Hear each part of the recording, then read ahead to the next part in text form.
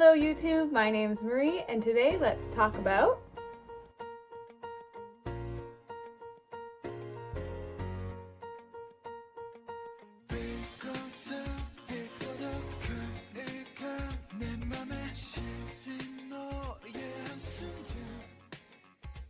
This review is going to be split into two parts. In this first video, I'm going to talk about episodes 1 to 20, and it's going to be spoiler free. While my part 2 of this review is going to really dig into those last 4 episodes and talk about them in detail, and it'll be much more relaxed and a little bit more of like a discussion.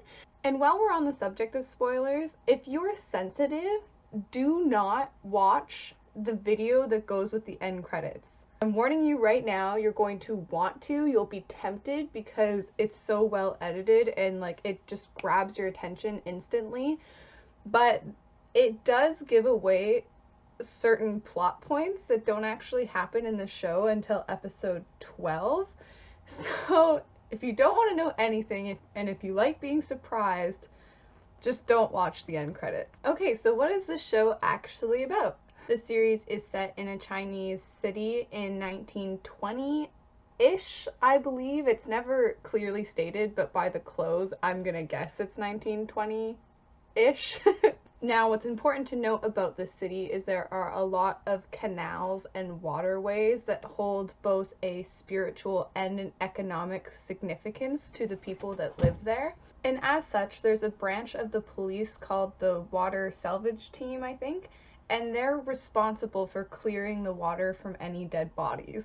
And our male lead, Guega, I think, oh my god, I don't think that's right. I have to look it up. Okay, let's find out how to say this properly. Guega? Guega. Guega? I'm gonna say Guega. Totally side note, it's really frustrating because they spell it like D-E-U, and that's not how I would spell Guega. Anyways, okay, back to the subject. So our male lead, Guega, actually holds a prestigious position on the water salvage team. He's the direct pupil of the river god, and earning him the nickname the Little River God.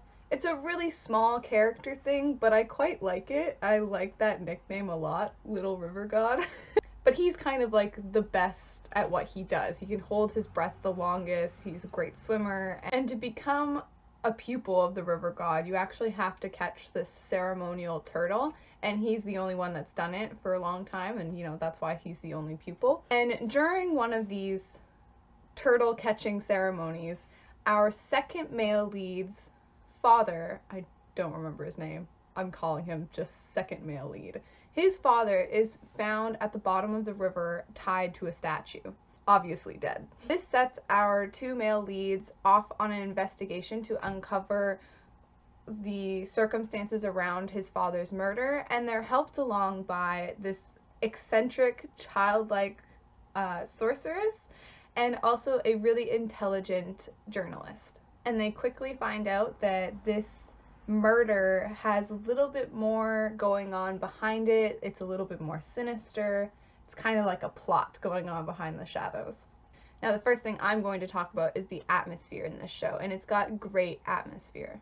This show presents a well-realized world, and I think this has a lot to do with the set design and also the costumes. And to my foreigner eye, I think that the costumes are both true to the time period and then also reflect each character's unique personality. Each character's unique personality.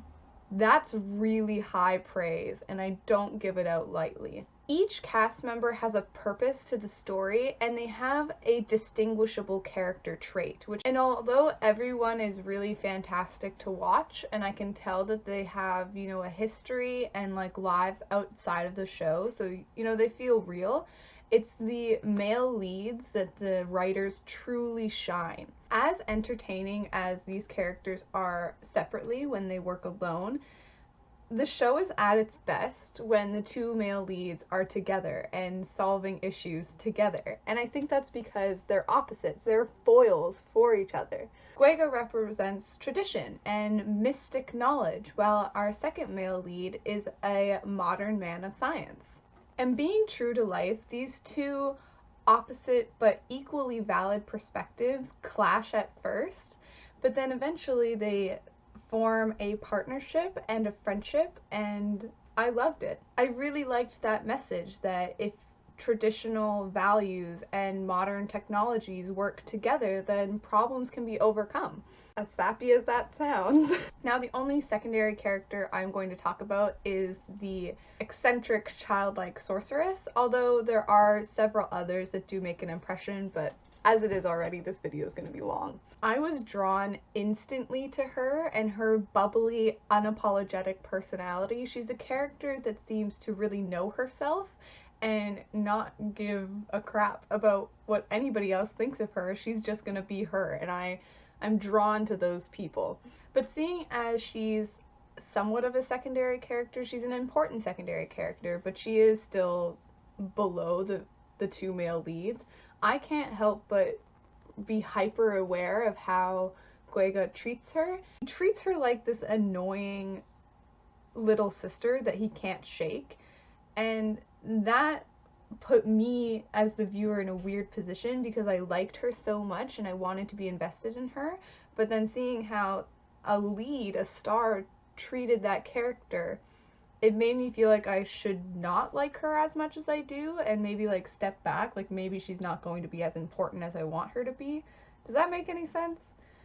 However, she does stick around, so if you love her, you know, get invested, it's okay. She's not going anywhere. And I do like how their relationship developed and that push and pull that they get. Like, you can tell that they've known each other for a really long time. If I'm being honest, she might actually be my favorite character in the show. I just love her so much. Now, my first complaint of this show, and here you thought I wasn't gonna have any, I feel that the show's characters were sidelined in favor of focusing on the mystery of it all. However, that mystery and the show's overall plot moves really slowly and can feel very episodic.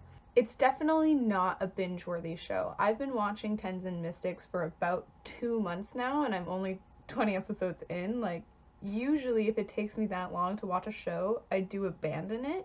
The fact that it is a little bit slow moving is really acute to me because I have to read subtitles. For instance, a slow moving English speaking show, I probably wouldn't even talk about the fact that it's slow moving because I could just put it on and then draw, or I could put it on and clean or something, you know, like I don't have to sit here and invest all of that time.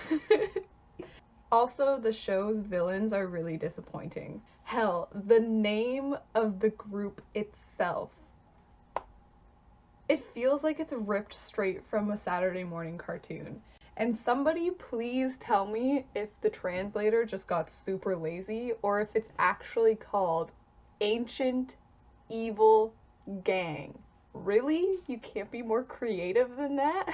Alright, I want to end this review on a positive because overall the show is really enjoyable to watch and there's more positives than there are negatives. The talent on display in this show is truly breathtaking. The care and attention that's put into setting up every shot, it just puts Western shows to shame. Every scene is imbued with movement and interesting camera angles and even the staging. And if you don't know what that means, it's for musical theater usually, or like live productions. They'll go through the staging of a character, like, oh, you'll say this and then move over here and then say this there. Even the staging in this show is interesting because you'll have shots of two characters talking and then a third character kind of blurred out in the background, but you can still see them. I don't know, it's a really little thing that I really liked. So the editing in general just makes this show a really engaging experience to watch. So at this moment, from episodes 1 to 20, I'm giving Tientsin Mystics a 3.75 out of 5 stars. Have you seen this show? Are you going to be joining me for the part 2 of this video when we do a spoiler discussion? I'm looking forward to it. I don't know how long it's going to take me to watch those last 4 episodes because, like I mentioned, I watch this show really slow.